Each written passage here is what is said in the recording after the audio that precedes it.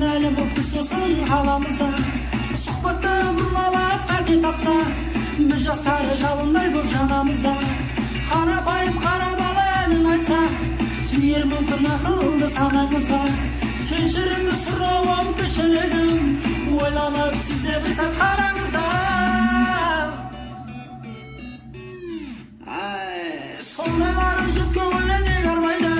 бүлдіріп ендігі іші тек алдайды бәрібір Қазақстан сені сүйем жамандап жат пиғылдар жеңе алмайды қазағым сенің қалауланыңмын өзіңсің қайырмасын мәнімді тілгелеп ту сыртымнан жатқандарға